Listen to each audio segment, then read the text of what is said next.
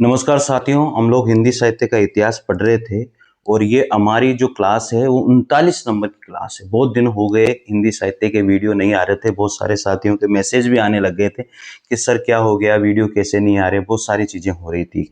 चलो आज मैंने बना ही दिया है वीडियो और आप लोग देखिएगा। साथियों ऐसा नहीं है, मैंने सोच लिया है वो मैं करता हूँ। हो सकता है उसमें विघ्न बाधाएं सब कुछ होती है, लेकिन आपका जो विश्वास है ना वो बना रहे। अगर आप चाहते हैं कि सर कंटिन्यू चलने दीजिए प्लीज, तो मैं फिर कंटिन्यू चलने दूंगा। आप लोग एक बार जो है कमेंट जरूर करना साथियों, कैसा लगा ये जो मेरे नोट्स हैं। मैंने वो लिखने की जो प्रोसेस थी उसमें थोड़ा टाइम ज़्यादा लग रहा था, तो मैंने फिर सोचा कि चलो ठीक है, नोट्स के माध्यम से ही करवा देते हैं। तो मित्रों देखिएगा, यहाँ पर बहुत अच्छी बात है और आप लोगों ने सराहना करिए इस चीज़ के लिए।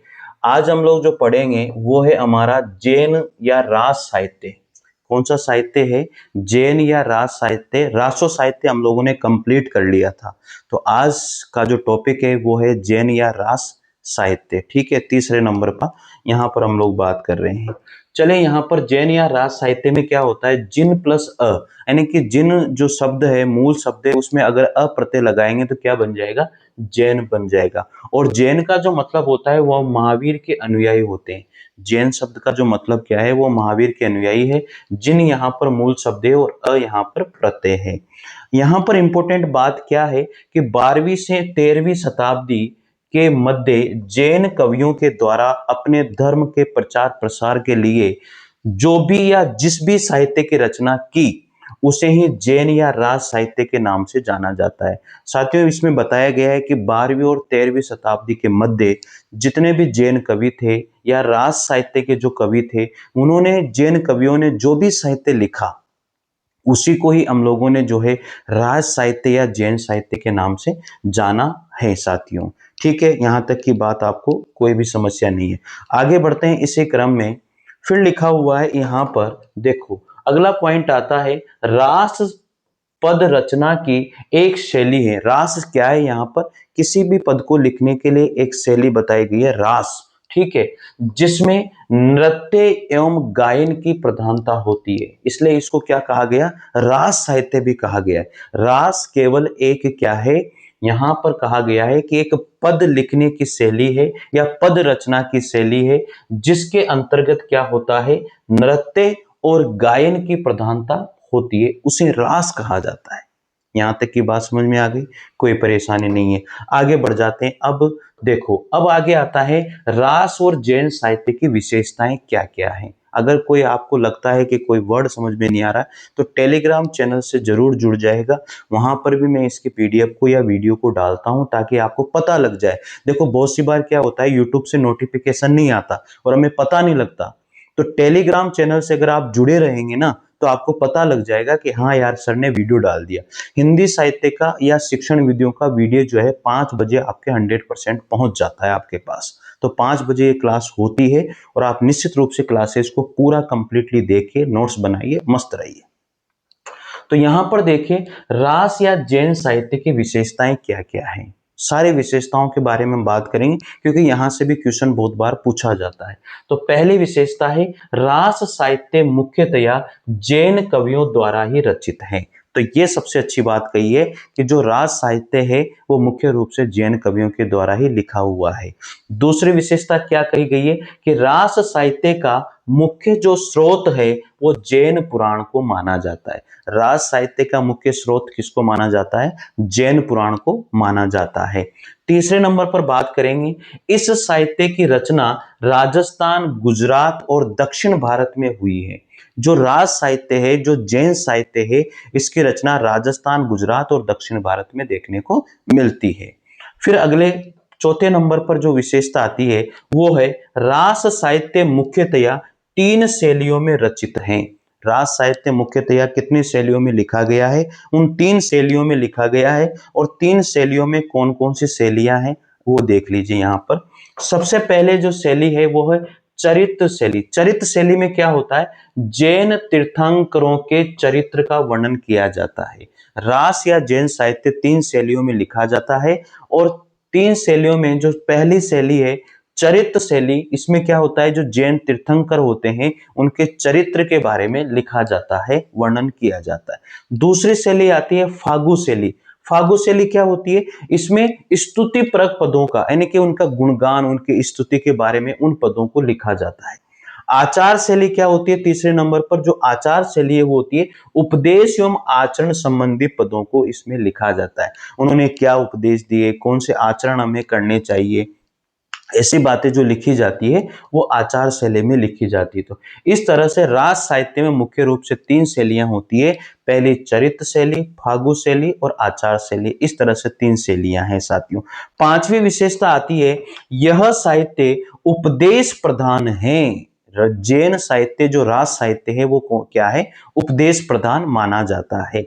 छठे नंबर पर आता है, इस साहित्य में हिंदू धर्म कथाओं को जैन धर्म की मान्यताओं के अनुरूप बनाकर तोड़ मरोड़ करके प्रस्तुत किया जाता है।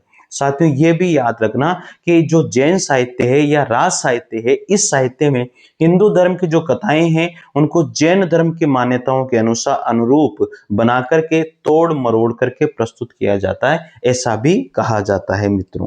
ठीक है, आगे बात करते हैं। सातवें नंबर पर विशेषता आती है यहां पर, इस साहित्य का मुख्य उद्देश्य क्या होता है, धर्म प्रचार करना है। इस साहित्य का मुख्य उद्देश्य क्या है, धर्म प्रचार करना है। आठवीं विशेषता है, इस साहित्य की भाषा अपभ्रंश प्रभावित हिंदी मानी जाती है। इस साहित्य की भाषा क्या है, अपभ्रंश प्रभावित हिंदी मानी जाती है। सारी विशेषताओं को ध्यान रखना, और मैं ये हमेशा गारंटी देता हूं कि जिसने यहां से पढ़ लिया ना, आपको कहीं भी भटकने की जरूरत नहीं है, कोई भी किताब खरीदने की जरूरत नहीं है, और कहीं से किसी किताब को पढ़ने की जरूरत नहीं है, किसी भी यूट्यूब चैनल पर पढ़ने की जरूरत नहीं है, ये मैं कह देता हूं। लेकिन नोट्स बनाइए और उनको बार बार रिवाइज कीजिए, क्योंकि मैंने 10 किताबों का समावेश तो इनमें कर ही दिया है। अगर आपको फिर भी नोट्स लेने हैं, हिंदी साहित्य के इतिहास के नोट्स लेने हैं, तो आप लोगों को 2 भागों में हिंदी साहित्य के इतिहास के नोट्स मिलेंगे। ये इस तरह से हैंड रिटन नोट्स, ठीक है। इनके 550 रेट है। आप लोग अगर मंगवाना चाहते हैं तो मेरे नंबर डिस्क्रिप्शन में दिए हुए हैं, आप वहां से भी मंगवा सकते हैं। साथ में और भी आपको बता देता हूं, ये ब्रह्मास्त्र नोट्स हैं, ये कोटा ऑनलाइन क्लासेस ऐप है, उसके ऊपर एक टेस्ट सीरीज है परिणाम के नाम से, सेकंड ग्रेड की, और फर्स्ट ग्रेड की सफलता के नाम से। वहां पर अगर उस टेस्ट सीरीज को लेते हो तो ये बुकलेट आप लोगों को फ्री दी जाएगी। इस बुकलेट में 1 लाइनर क्वेश्चन है, ऑब्जेक्टिव क्वेश्चन है, 1 लाइनर क्वेश्चन है हिंदी साहित्य के इतिहास के और काव्य शास्त्र के। ऐसे अगर बात करेंगे तो 350 रुपए में ये बुकलेट हम देते हैं, और 350 रुपए में आपको बुकलेट प्लस टेस्ट सीरीज मिल रही है। बताओ, तो आप निश्चित रूप से उसको ज्वाइन कीजिएगा। ठीक है, तो चलिए आगे बढ़ते हैं। ये तो हो गई प्रचार की बात, ठीक है ना। आगे बढ़ते हैं 9वें नंबर पर, ये आदिकाल का सबसे प्रामाणिक साहित्य है। आदिकाल का सबसे प्रामाणिक साहित्य जैन या राज साहित्य को माना गया है भाई, ठीक है। आगे बात करेंगे, इस साहित्य के अंतर्गत मुख्यतया प्रबंधात्मक काव्यों की रचना की गई है। सारी विशेषताएं आपके सामने हैं। आदिकाल का सबसे प्रामाणिक साहित्य जैन साहित्य है, पर इसमें प्रबंधात्मक काव्य रचना इसमें की जाती है, और जो हिंदू रीति रिवाज या हिंदू मान्यताओं के अनुसार जो हिंदू धर्म की कथाएं हैं उन्हें थोड़ा बहुत तोड़ मरोड़ करके इसमें प्रस्तुत किया जाता है। और इस साहित्य का जो उद्देश्य होता है वो धर्म प्रचार करना होता है। इस बात का भी आपको ध्यान रखना है। इसमें 3 शैलियों में साहित्य लिखा जाता है, आपको ये भी मैंने बता दिया था। और 3 शैलियां कौन कौन सी यहाँ पर, चरित्र शैली जिसमें जैन तीर्थंकरों के चरित्र के बारे में बताया जाता है, फागु शैली जिसमें स्तुति परक पदों का वर्णन है, आचार शैली में उपदेश या उनके आचरण आदि संबंधी पदों को हम लोग इसमें बताते हैं। राज साहित्य मुख्यतः 3 शैलियों में लिखा जाता है, ये बात आपको पता होनी चाहिए। और राज साहित्य या जैन साहित्य जो है सब ज्यादा राजस्थान, गुजरात और दक्षिण भारत में देखने को मिलता है। राज साहित्य के मुख्य जो स्रोत है वो जैन पुराण को माना जाता है, और राज साहित्य मुख्यतः जैन कवियों के द्वारा ही लिखा हुआ है। यहां तक कोई समस्या आपको नहीं होनी चाहिए। आगे बढ़ जाते हैं। अब यहां पर देखो, आगे बात आती है, अब सारी विशेषताएं हमारी हो चुकी है। अब अगली विशेषता क्या है, जैन, अगला जो टॉपिक आपको डालना है वो डालना है जैन या राज साहित्य से प्रमुख रचनाएं और रचनाकार। साथियों इस चीज को भी आप लोग थोड़ा सा डाल लीजिएगा, जैन या राज साहित्य से प्रमुख रचनाएं और उनके रचनाकार कौन कौन से हैं। ये भी क्वेश्चन बहुत बार आता है, रचना और उसके रचनाकार और उसके बारे में थोड़ी बहुत जानकारी। अब पहले तो हमने विशेषता देख ली, अब हम उसके जैन साहित्य में कौन कौन सी रचनाएं आती हैं और वो रचना किसने लिखी है इसके बारे में हम लोग बात करने वाले हैं। चलिए, जैन साहित्य के प्रमुख रचनाएं, जैन साहित्य की प्रमुख रचनाएं और रचनाकार। तो सबसे पहली जो रचना आती है इसमें भरतेश्वर बाहुबली रास। पहली रचना क्या है? भरतेश्वर बाहुबली रास है। दिख रहा होगा तो, लेकिन अगर नहीं दिखे तो फिर आप वीडियो को आप लोग थोड़ा सा जो है उसकी 360 पर करके देख लीजिएगा, दिख जाएगा, कोई परेशानी नहीं है। तो सबसे पहली रचना है जैन साहित्य में कौन सी है? भरतेश्वर बाहुबली रास है। इसके जो रचनाकार है वो है शालिभद्र सूरी। जैन साहित्य में जो पहली रचना है कौन सी है? भरतेश्वर बाहुबली रास। और इसके जो रचनाकार हैं वो कौन है? शालिभद्र सूरी हैं। इसका जो रचना काल है वो 1184 ईस्वी बताया गया है। और भरतेश्वर बाहुबली रास जो रचना है उसका काव्य जो स्वरूप है वो प्रबंधात्मक खंड काव्य में लिखी हुई है। इसमें जो कुछ छंद जो है साथियों, इसमें कुल जो छंद हैं, इसमें कुल छंद कितने? 205 छंद इसमें रखे हुए हैं। ठीक है, यहां तक कोई समस्या आपको नहीं आनी चाहिए। अब भरतेश्वर बाहुबली जो रास रचना है उसमें क्या है, उसमें किस चीज के बारे में बताया गया है, ये चीज भी हमें थोड़ी बहुत याद होनी चाहिए। हम यानी कि भरतेश्वर बाहुबली रास का जो कथानक है वो क्या है? इसमें क्या है? भरतेश्वर, भरतेश्वर क्या है? जो अयोध्या के शासक, भरतेश्वर क्या है? अयोध्या के शासक थे भाई साहब। ठीक है, दिख रहा है आप लोगों को? यार नहीं दिख रहा है क्या? दिखना तो चाहिए, ऐसा तो नहीं लग रहा मुझे। हाँ देखो, अब भरतेश्वर जो है अयोध्या के शासक और बाहुबली जो है वो तक्षशिला के शासक थे। भरतेश्वर कहाँ के? अयोध्या के शासक थे। और बाहुबली जो है वो तक्षशिला के शासक। मध्य राज सत्ता के लिए संघर्ष का चित्रण बाद में जैन धर्म में दीक्षा लेने के बाद उन्हें अहिंसा के मार्ग पर चलते हुए दिखाया गया है। इसके अंदर भरतेश्वर बाहुबली राज के अंदर क्या है? भरतेश्वर जो अयोध्या के शासक थे और बाहुबली जो है तक्षशिला के शासक थे। तो भरतेश्वर बाहुबली रास इस तरह से। रास तो जैन साहित्य आप समझते हो। तो इन दोनों के बीच में राज सत्ता के लिए संघर्ष का चित्रण हमें बताया गया है। और फिर इन्होंने दोनों ही जैन धर्म में दीक्षा ही ले लेते हैं और उस पर अहिंसा के मार्ग पर चले जाते हैं, ऐसा इसके अंदर बताया गया है। और इसके अंदर ऐसा कहा जाता है कि जो प्रधान रस हैं वो वीर रस हैं, श्रृंगार रस हैं और शांत रस हैं। इसके अंदर जो प्रधान रस है वो कौन कौन सा माना गया है? वीर रस, श्रृंगार रस और शांत रस। फिर अगला पॉइंट इसमें आता है, अगला पॉइंट है साथियों, मुनि जिन विजय ने इस रास परंपरा का प्रथम ग्रंथ माना है। जो मुनि जिन विजय जो हमारे ग्रंथकार हुए हैं, मुनि जिन विजय ने जो है इस रचना को या इस जो रास रचना है उसको रास परंपरा का प्रथम ग्रंथ माना है। किसने माना है? मुनि जिन विजय ने रास परंपरा का प्रथम ग्रंथ माना है भरतेश्वर बाहुबली रास को। यहां तक कोई समस्या नहीं होनी चाहिए। आगे बढ़ते हैं। भरतेश्वर बाहुबली जो रास रचना है इसकी भाषा क्या है? भरतेश्वर बाहुबली रास की रचना की भाषा अपभ्रंश प्रभावित हिंदी मानी जाती है।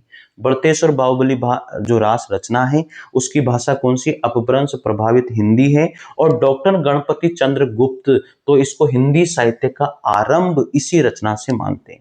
डॉक्टर गणपति चंद्र गुप्त तो हिंदी साहित्य का आरंभ जो है वो भरतेश्वर बाहुबली रास रचना से ही मानते हैं। कौन? डॉक्टर गणपति चंद्रगुप्त। याद कर लेना, ये बहुत अच्छे नोट्स हैं, हाथों के लिखे हुए नोट्स हैं, इससे बेस्ट कुछ भी नहीं हो सकते, गलतियां भी इसमें नहीं है।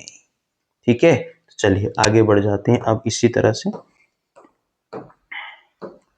अगला जो पॉइंट आता है यहां पर देखो, अगला पॉइंट है या अगली रचना है वो है आप लोगों की पंच पांडव चरितरास। अगली रचना कौन सी है? पंच पांडव चरितरास।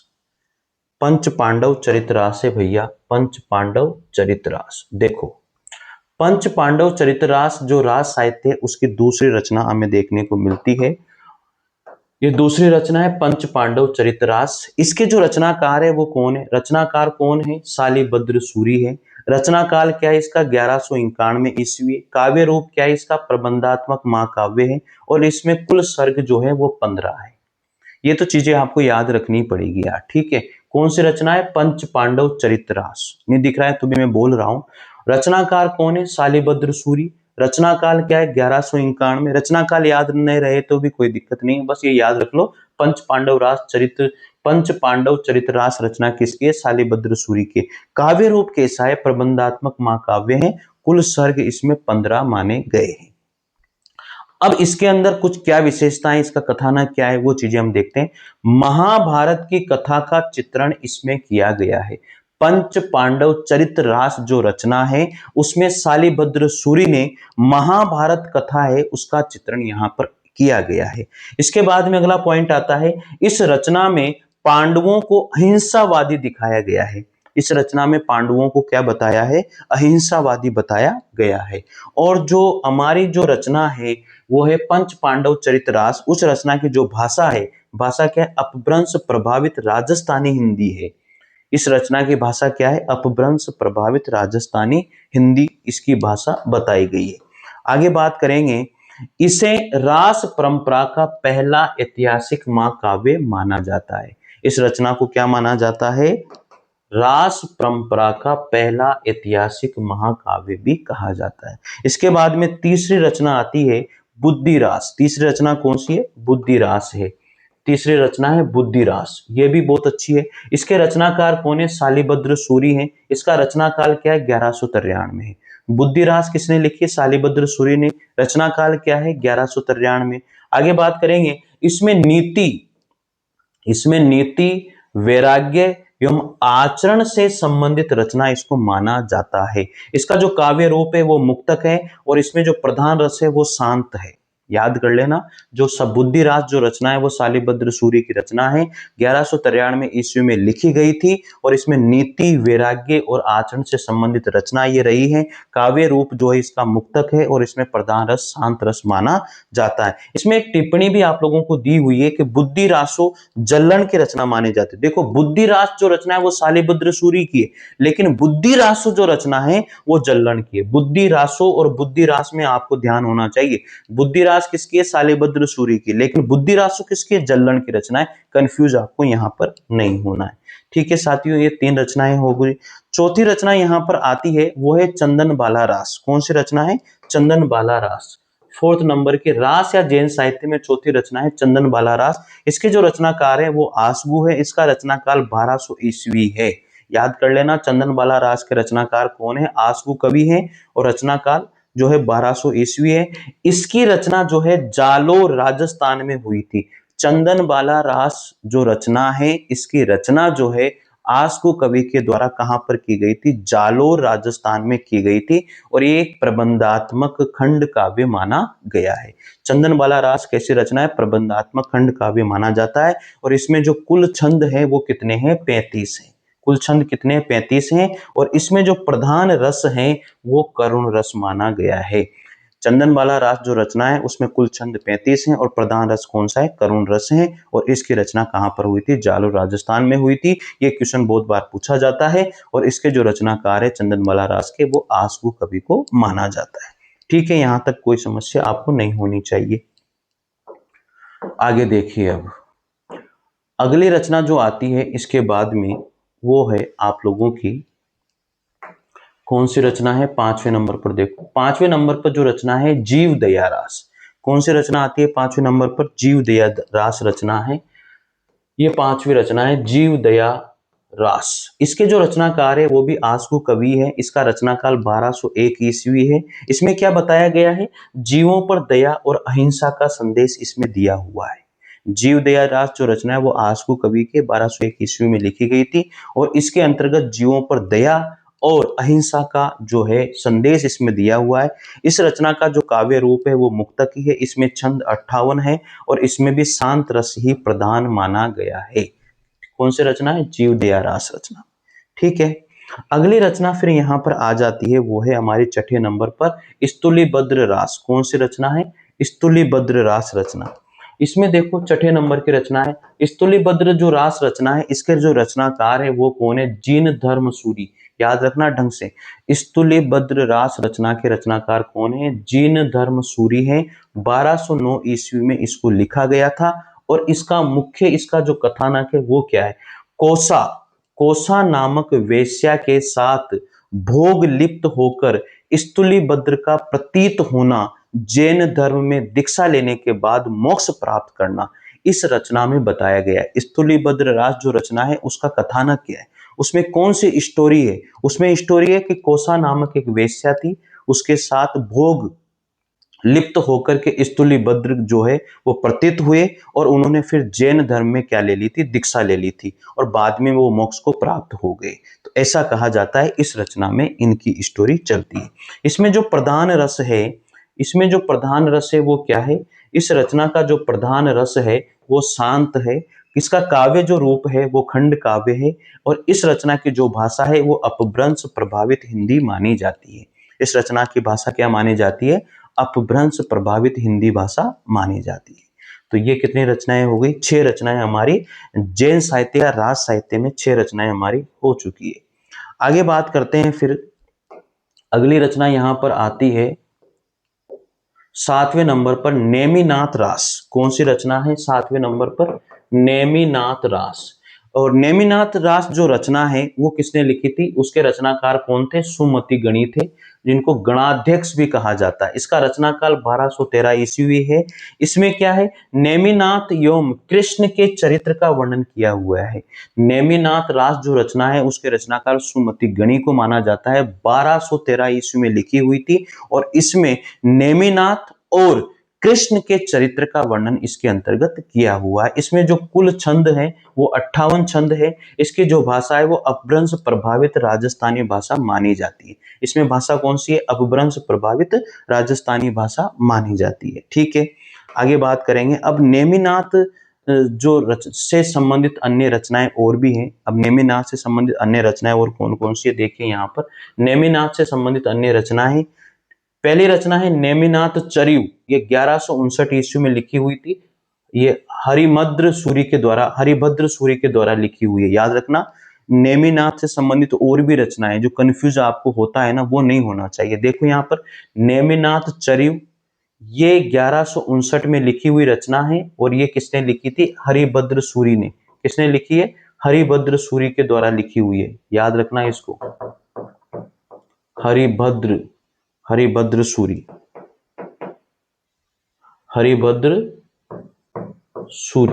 हरिभद्र सूरी ने लिखी थी ये। ठीक है, फिर अगली रचना है नेमिनाथ चौपई, ये 1200 ईस्वी में लिखी। ये किसने लिखी थी, विनय चंद्र सूरी के द्वारा लिखी हुई थी। ठीक है, फिर नेमिनाथ से संबंधित अगली रचना है नेमिनाथ फागु, ये 1348 में लिखी थी, राजशेखर सूरी के द्वारा लिखी हुई थी। ठीक है, फिर इसके बाद में नेमिनाथ से संबंधित बहुत सारी रचनाएं जो हमें ध्यान रखनी है। अगली रचना है नेमीश्वर गीत, ये 1514 में लिखी, चतुरमल के द्वारा लिखी हुई थी। तो ये नेमिनाथ से संबंधित जो जितनी भी रचनाएं हैं जो आपको कंफ्यूजन कर सकती है वो भी मैंने आपको यहाँ पर बता दी है। आगे अगली रचना के बारे में बात करेंगे। जैन या राज साहित्य में अगली रचना है रेवंत गिरिरास। क्या नाम है, रेवंत गिरिरास रचना है। 8वें नंबर की जो रचना आती है रेवंत गिरिरास रचना, इसके जो रचनाकार है विजय सेन सूरी है। रेवंत गिरिरास रचना के रचनाकार कौन है, विजय सेन सूरी। इसका जो रचना काल है वो 1231 है। काव्य का जो रूप है वो मुक्तक है, प्रधान जो रस है वो शांत है। याद रखना इसको, रेवंत गिरिरास को किसने लिखा, विजय सेन सूरी ने। रचना काल 1231 ईस्वी रहा है, प्रधान रस शांत रहा है, काव्य का रूप ये मुक्तक काव्य में लिखी हुई है। इसके अंतर्गत क्या है, रेवंत गिरी तीर्थ स्थल एवं नेमिनाथ की जो प्रतिमा का वर्णन इसमें किया गया। रेवंत जो गिरी एक तीर्थ स्थल है और नेमिनाथ की जो प्रतिमा है उसका वर्णन इस रचना में किया हुआ है। किसके द्वारा, विजय सेन सूरी के द्वारा। आगे बात करते हैं, गिरनार के जैन मंदिरों के जीर्ण उद्धार का भी वर्णन इसमें है। जो गिरनार है गुजरात में, वहां के जो जैन मंदिर है उनका भी जीर्ण उद्धार यहाँ पर किया हुआ है। और इस रचना में इसमें प्राकृतिक सौंदर्य का भी बहुत अच्छा वर्णन है और इसमें 4 कड़वक छंद भी लिए गए हैं। 7 के बाद में एक दोहा छंद, ठीक है, 7 चौपाइयों के बाद में या 5 चौपाइयों के बाद में। तो इस तरह से इसमें 4 कड़वक छंद भी इसमें लिए हुए हैं। ठीक है, यहां तक कोई समस्या नहीं होनी चाहिए। आगे बात करेंगे। अब अगली रचना आती है यहां पर, देखो 8 रचनाएं हो चुकी है। अब है राज साहित्य से संबंधित अन्य रचनाएं और उनके रचनाकार। जो मेन जो रचनाएं थी वो तो मैंने आपको बता दी है। अब कुछ ऐसे रचनाएं जिनमें डायरेक्ट रचना का नाम और रचनाकार का नाम आपको याद रखना है। इसमें डायरेक्ट याद रखना है, इसमें कोई इधर उधर लाग लपेट वाली बात नहीं है। तो रास साहित्य से संबंधित अन्य जो रचनाएं हैं और रचनाकार हैं उनके बारे में सबसे पहले गौतम स्वामी रास किसने लिखा? उदयवंत या विजय भद्र के द्वारा लिखी हुई रचना है। गौतम स्वामी रास जो रचना है किसने लिखी? उदयवंत या विजय भद्र ने लिखी। दूसरी रचना आती है यहाँ पर उपदेश रसायन रास, किसने लिखी? जीन दत्त सूरी के द्वारा लिखी गई है। तीसरी रचना यहाँ पर आती है कचुली रास, ये किसने लिखी? प्रज्ञा तिलक के द्वारा लिखी हुई है। चौथी रचना यहाँ पर आती है जीन पदम सूरी रास, किसने लिखी? सार मूर्ति के द्वारा लिखी हुई रचना है। देखो ये डायरेक्ट आपको लिखना है और बार बार रिवाइज करना है, बार बार पढ़ना है। मेरा काम इतना है कि आप लोगों को एक जगह पर पूरा मैटर तैयार करके दे देना। ठीक है साथियों, बस ये काम है मेरा। बाकी देखो याद करना और वो सारी चीजें तो आपको ही करनी पड़ेगी। ठीक है, देखो आगे यहाँ पर जो करकंड चरित रास जो है वो कनकामर मुरी के द्वारा लिखी हुई है। अगली रचना है कुमार पाल प्रतिबोध, किसने लिखी? सोमप्रभ सूरी ने लिखी है। श्रावकाचार के बारे में तो आपने देखा ही होगा। श्रावकाचार जो रचना है 933 ईस्वी में लिखी हुई थी। आचार्य किसके द्वारा? देवसेन के द्वारा। श्रावकाचार जो रचना है 933 ईस्वी में लिखी हुई, आचार्य देवसेन सूरी के द्वारा लिखी हुई रचना है। इसमें थोड़ी बहुत बातें आप लोग थोड़ा सा ध्यान रख लीजिएगा, क्या क्या बातें इसमें ध्यान रखने योग्य हैं। देखो यह हिंदी की जो है प्रथम रचना मानी गई है श्रावकाचार। इसमें 250 छंद हैं। श्रावक और ग्रस्त धर्मों का चित्रण इसमें किया हुआ है। आचरण संबंधी पद इसमें देखने को मिलते हैं। उपदेश प्रधान रचना मानी जाती है। मुक्तक रचना भी ये रही है और इसका जो प्रधान रस है वो भी शांत ही है। अधिकतर जैन और राज साहित्य में जो रस है वो प्रधान रस शांत रस ही माना गया है। तो श्रावकाचार जो रचना है उसके कवि जो हैं, उसके ग्रंथकार जो हैं, रचनाकार जो हैं वो आचार्य देवसेन है। 933 ईस्वी में लिखी हुई है। यह हिंदी की प्रथम रचना मानी जाती है। इसमें 250 दोहा छंद है। श्रावक और ग्रस्त धर्मों का चित्रण इसमें है। आचरण संबंधी पद हैं इसमें। उपदेश प्रधान रचना मानी गई है। मुक्तक रचना है, मुक्तक शैली में लिखी हुई रचना मानी गई है और प्रधान रस जो है वो शांत इसमें बताया गया है। आगे अगली रचना आती है 8वें नंबर पर। देखो 8वें नंबर की जो रचना है वो कौन सी रचना है? दब्ब सहाव पयास। क्या नाम है? दब्ब सहाव पयास, द्रव स्वभाव प्रकाश। दब्ब सहाव पयास या द्रव स्वभाव प्रकाश किसने लिखी? है भी देवसेन के द्वारा ही लिखी हुई है। फिर अगली रचना आती है लघु नए चक्र, ये भी किसने लिखी? देवसेन ने। दर्शन सार अगली रचना है, किसने लिखी? ये भी देवसेन ने। मुंजरास जो रचना है इसका कवि पता नहीं, अज्ञात है। आबूरास, आबूरास किसने लिखी? पल्लड़ ने लिखी। गए सुकुमार रास, गए सुकुमार रास जो रचना है वो किसने लिखी? देहलन यानी कि देवेंद्र सूरी के द्वारा लिखी हुई है। देहलन या देवेंद्र सूरी के द्वारा लिखी हुई है। अगली रचना यहां पर आती है समरा रास, वो है अंब देव सूरी के द्वारा लिखी हुई है। 15वें नंबर पर है प्रबंध चिंतामणि, जो मोस्ट है, जो पूछी जाती है, मेरुतुंग के द्वारा लिखी हुई है। अगली रचना है अमर रास, जो है अभय तिलक मणि के द्वारा लिखी हुई है। और अगली रचना है सुदर्शन सुदर्शन सुदर्शन सुदर्शन चरित्र, जो है सुदर्शन चरित्र भी इसको कहते हैं। ये नए नंदी के द्वारा लिखी हुई है, नए नंदी के द्वारा लिखी हुई रचना मानी जाती है।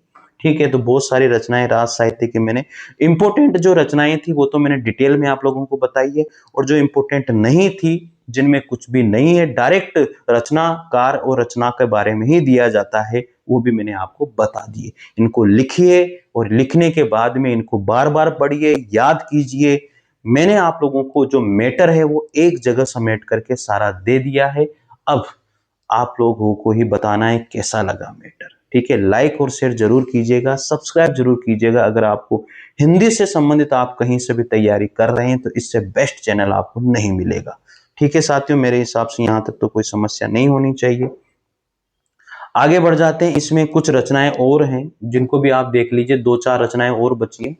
अगली रचना जो आती है यहाँ पर वो है पासचर्यु, जिसको पार्श्व पुराण भी कहा जाता है, पदम कीर्ति के द्वारा लिखी हुई है। फिर अगली है नेमिनाथ फागु, ये किसने? राजशेखर सूरी ने लिखी है। हरि हरिचंद हरिचंद पुराण जो रचना है वो किसने लिखी है? जाखू मणियार ने। कानड़ देव प्रबंध का नाम तो आपने सुना ही होगा। कानड़ देव प्रबंध जो रचना है वो पद्मनाभ ने लिखी है। बृहतेश्वर बाहुबली घोर रास, बृहतेश्वर बाहुबली जो घोर रास रचना है वज्रसेन सूरी के द्वारा लिखी हुई है। अगला है बृहतेश्वर बाहुबली रास, 1184 में ये शालिभद्र सूरी के द्वारा लिखी हुई है। याद रखना, भरतेश्वर घोर की जगह रास अगर आ गया तो वहां पर शालिभद्र सूरी आएगा, इस बात का ध्यान रखना। नेमिनाथ चरिव चौपई, नेमिनाथ चौपई जो रचना है वो विजय चंद्र सूरी की है। नेमिनाथ चरिव जो है वो हरिभद्र सूरी की रचना है। और हरिचंद पुराण जो रचना है वो पद्मनाभ की रचना मानी गई है। तो इस तरह से जितनी भी राज साहित्य में, जैन साहित्य में रचनाएं हैं जो मोस्ट इंपोर्टेंट थी वो मैंने डिटेल में आपको समझाई, और सारी की सारी रचनाएं भी एक साथ मैंने लिख दी है साथियों आप लोगों के सामने। अब पढ़ना आपके ऊपर है, कितनी अच्छी तरह से आप नोट्स बनाते हो, कितनी अच्छी तरह से इनको याद करते हो, ये आपके ऊपर है साथियों। ठीक है, मेरे हिसाब से ये क्लास आपको अच्छी लगी होगी। लाइक और शेयर कर देना, नोट्स जरूर बनाना और कमेंट जरूर करना कि कैसा लगा साथियों आज का सेशन। मिलते हैं अगली क्लास में, तब तक के लिए जय हिंद जय भारत। और नोट्स लेने हैं हिंदी साहित्य के डिटेल वाले, ऑब्जेक्टिव वाले, तो आप कमेंट जरूर कीजिएगा, आपको बता दिया जाएगा कैसे प्राप्त होंगे। वैसे डिस्क्रिप्शन में जो है व्हाट्सएप नंबर दिए हुए हैं। थैंक यू, जय हिंद जय भारत।